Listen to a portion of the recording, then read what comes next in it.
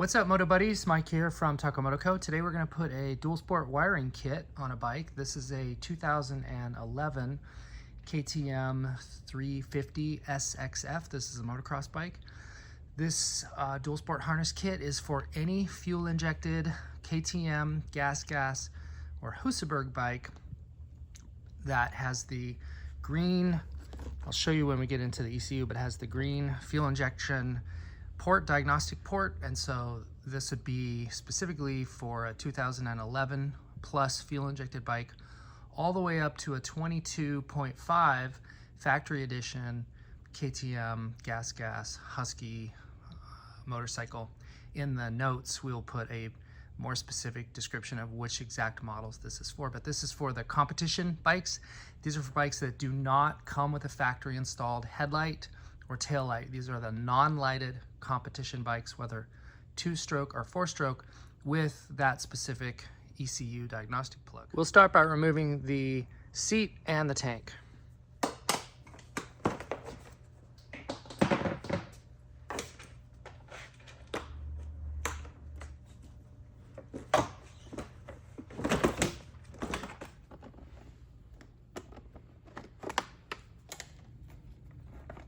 Different bikes will have different wiring configurations behind the mast. So on this one, with the number plate off, we're going to remove the bracket that holds the fuel injection light, separate out the wires from the bracket. The head end bracket has some holes where you'll feed the old bolt through.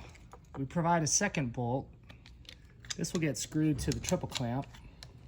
Next, we'll take the harness and we're going to feed it through the space between the forks and the frame.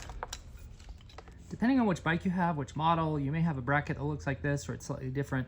And you're gonna get creative on how to remount this. On this one, I think what we'll do is we'll zip tie this directly to some of these zip tie feed holes right here and secure it in that place. Next, you can determine the best way on your bike to route your cables. I'm gonna take this start-stop switch and zip tie it here. And then I'll take the relay, this is the turn signal relay flasher, and I'll secure it there. Here's what I ended up with on this installation. I've got the fuel injection light bracket secured to the head end bracket here, and then here's the LED flasher secured to that. I put a little strain relief loop there in the fuel injection light and secured that to the bracket as well. The wires come down, they just hang loose in here. That's fine, this is acceptable. There's no right or wrong way to do this. You just want to make sure that it works for your bike and that everything clears.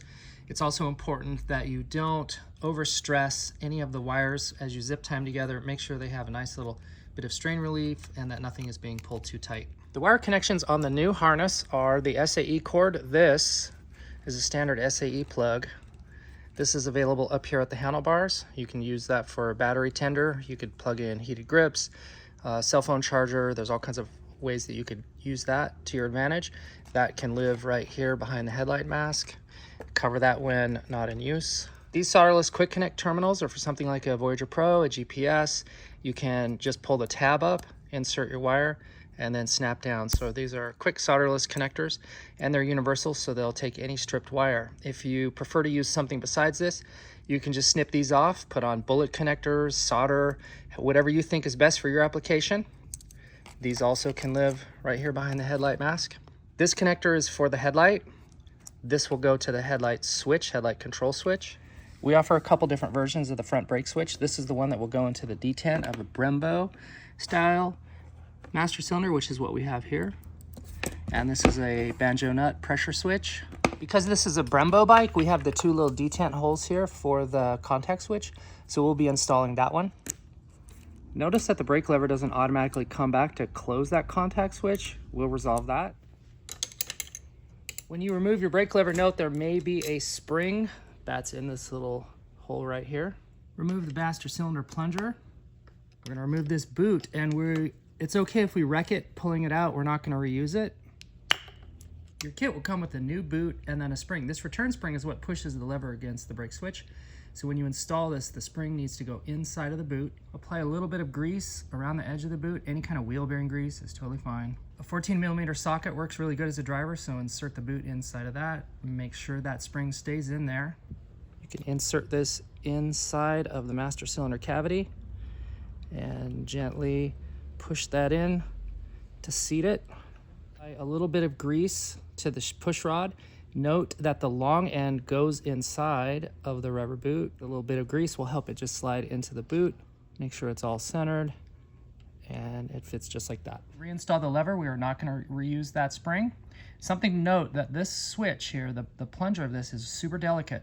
So make sure that you don't insert your brake lever and then push it into that switch. It will break off. They do not like to be pressed to the side. So one little pro tip is you may just want to hold that in with your fingernail just to keep it out of the way, so that when you slide that in, you don't have any issue. Breaking those off is really frustrating, and you'll have to get another one. Test the plunger, make sure it clicks as you operate the lever, and then you can reinstall the lever bolts. The brake switch can now be plugged in, and you can route the wiring as you need to and secure it. When we install our headlight master switch, note that there are two little grommets here. They're pre-installed into the back cavity of your switch. Make sure that they're there before you proceed. Remove and relocate the kill switch. Be aware that there is a top and a bottom to the backside bracket. Make sure you have the orientation right and don't lose those two little rubber grommets. Snug, don't over tighten. And because the rubber grommet is there, it gives you the ability to move this around and adjust it as you like.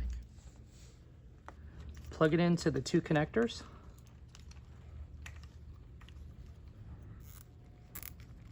For the turn signals, our bike is getting a set of fork wraps. We're going to install those by very carefully pushing them over the fork tubes up at the top where it's the narrowest, and then sliding them down, bottoming out on the bottom of the triple clamp. Notice that I have the wire run to the front instead of to the back. It's just better that way for strain relief.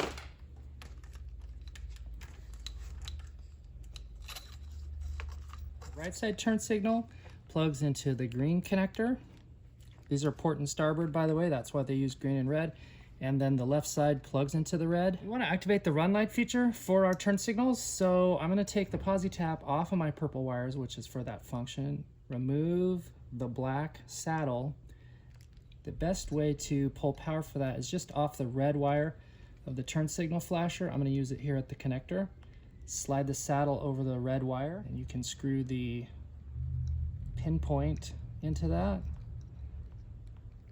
Just get that snug. That will pierce the insulation of the wire. So on the back side, I will take my wires, the purple wires, and I'll put them into the lock, the back lock of the posi tap, and then while holding pressure on the purple wires, I'll turn that to lock it. Make sure this is good and tight, give it a tug, and we're secure.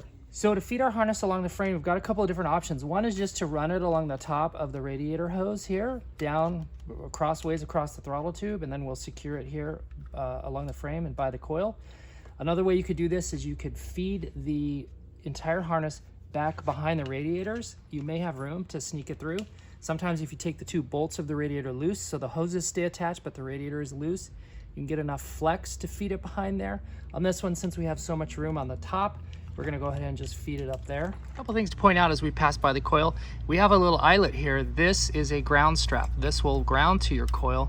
On the other side of the frame, you have a lug here, a grounding lug. That's where that goes. You also have a spade connector. These are for the horn, and we're gonna route these down along the frame, and we're gonna mount the horn somewhere down here on the engine case. There's also this lead here that has the banjo nut pressure switch. That's the rear brake pressure switch. That's gonna route somewhere through the frame. Be very careful about the hot exhaust. We need to observe some nice clearance around that so we don't burn that, and that's going to feed through, and then it's going to go to the top of the banjo nut here on the brake rear master cylinder. Looking over this frame very carefully, we're going to choose a path that sends the harness through this little opening in the frame. We're going to bring it along here and route it up and over these other wires, drop it into the air box here, and then connect to the battery. So to get it through some of these tight spaces, it may require that I relocate or cut some straps or just reposition some of this existing stuff for clearance. Also, you may find that if you remove this relay here, that just gives you a smaller profile for this piece to fit through as well.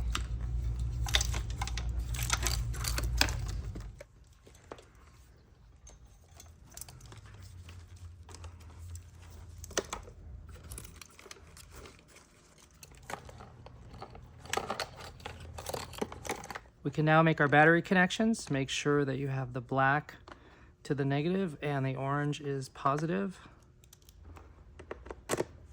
Since we're here, now is a good time to make sure that our ground strap connection is clean and tight.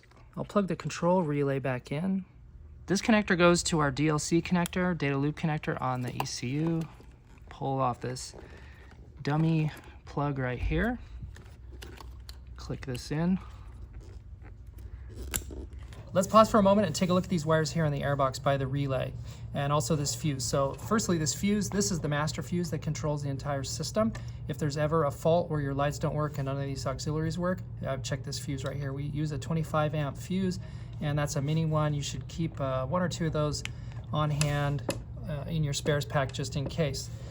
This relay controls the system. This relay activates these two outputs. So let's go over what this is. This red wire right here without a connector is connected to the SAE cord, and that SAE cord up by your dashboard, your handlebars, you could use that for all kinds of things, heated vest, heated grips. You could also use it to plug in one of these little cell phone chargers right there. And how this is powered is chosen here. We have two options. Do we want to have this be powered directly to the battery so it's hot at all times? Or do we want this to be powered only with the engine run signal? Here's where we make that decision. This is the connection point for the SAE. So if I land it at terminal number 1, then that is the direct to battery. So that means this will be hot at all times. If I land it to connection number 2, then that means that this is going to be only hot during engine run. So you decide how you want to configure that with these two connectors here. I personally, on my own bike, like that to be hot with the engine run, so I keep mine landed to number 2. Over here, that left us number 1. Now that number 1 was direct to battery. And so I could run any of my accessories that I wanted to be essentially connected to the battery. I could just land them here. And there's a negative, here's a ground. So instead of running some of these circuits back to the battery and then having a bunch of connections on the battery lugs, I can just use this connection point right here for those. So how you configure that is up to you. And then just to refresh, this is a power tap also at the dashboard, and this is automatically pre-configured so that it is for engine run. You can run a cell phone charger off that, or a Voyager Pro, or some other device, and these are really easy and simple to use. You just take your stripped wire, insert it into the tab, and then snap shut the lever, and it's locked in place.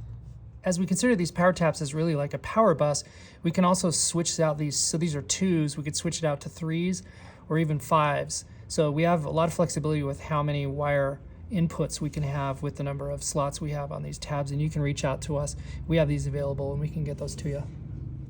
For the teddy tail installation, the top fender needs to come off, and on this model, that means removing the center bolt here. There's one screw that hides down underneath this side fender. There's also a screw here that comes off, and there's a screw here for this side panel that also comes off. Once all the bolts are loose, then this top fender can just pull off and away from the bike. There's 2 different versions of the top fender. There's the one that's for the enduro model, and this is going to have the little tabs for the fender mounting. If you have the competition bike, you won't have those tabs. So you have the option here with the under fender to, once you get it mounted and in place and all of your holes lined up, then you can either drill the 2 outside screws and then just put some button head screws on top of the fender to secure it with nuts on the bottom, or you could use the single hole there in the middle, and again you're going to drill through and use a button head bolt on the top, and then you'd have one hole. Once you do get your fender ready, you are going to have to modify this tab just a little bit. So the wire for the tidy tail is going to sneak up on this side rail. It's going to go underneath this side rail, and this is in the way, and so you'll take, we did it over here on this one, so you'll just take some snips, clear that out so the wire can pass right through there. Now for the wire to come through the pass-through on the bike, this little tab right here will need to be cut off, and we've done that here. Again, just snip that away and open up that channel. 2 other things worth pointing out on your under fender: if you do decide to drill through these 2 outside holes, make sure that this harness isn't in the way of the drill bit when you do that. And on the end, I like to have lots of room for the wire harness to go through, so I cut out even more on this under fender so that you just have lots of access. Your wire pass-through area will look something like this. So for our setup, we opted to go for the center hole and then the provided bolt, button head bolt, and then washer nut goes right on there like that. And we're now ready to feed this up, get the wire into the frame. So remember, we snipped out the back end of this. The wire harness is going to lay right in there, and just make sure it stays in that cavity as you feed the top part of this fender underneath the bottom of this, and just continue to guide the wire, bring your plastics together, making sure that everything fits.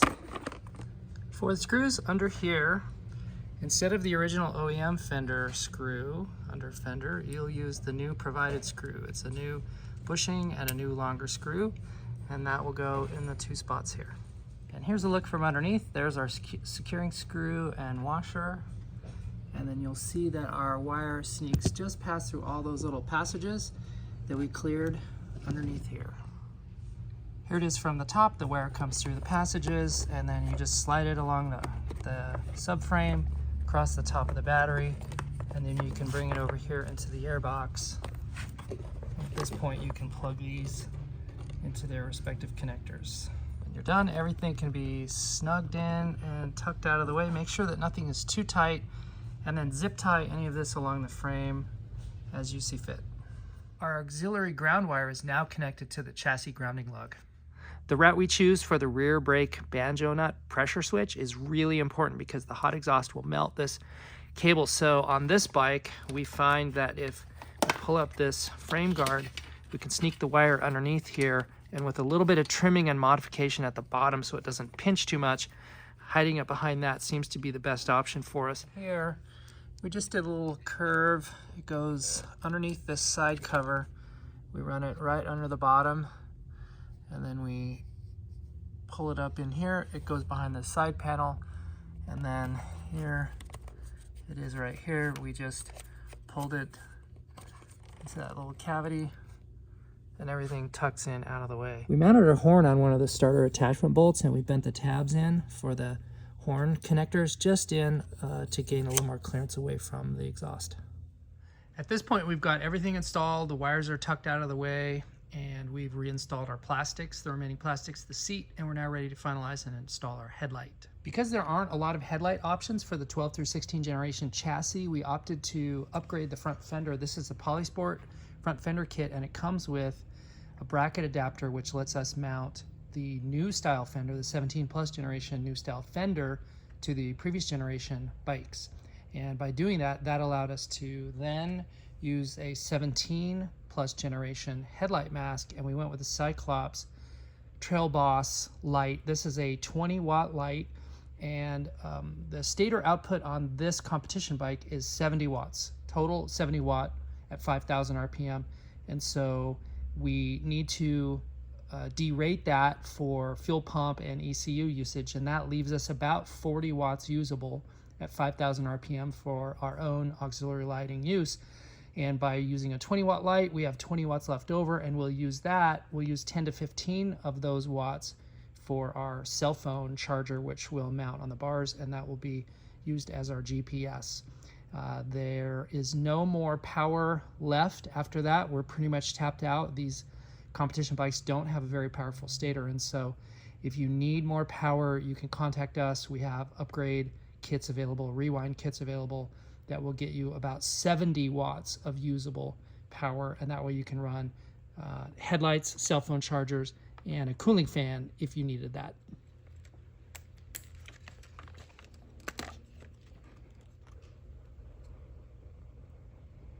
And with the installation now complete, we can test the functions. Because our lighting kit is intelligent, it uses the engine run signal from the ECU to turn itself on. To do any testing for the system, we need to have the engine running. And when the engine is switched off, the system will hold the headlight on for about 10 seconds as a courtesy and then turn itself off.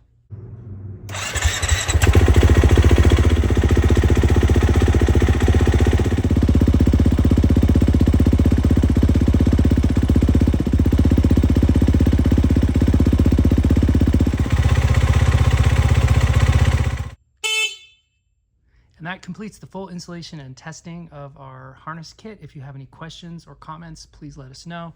You can always reach us via email or text, and we're happy to help out any way we can. Thanks so much. Like and subscribe. Go out, get some adventure.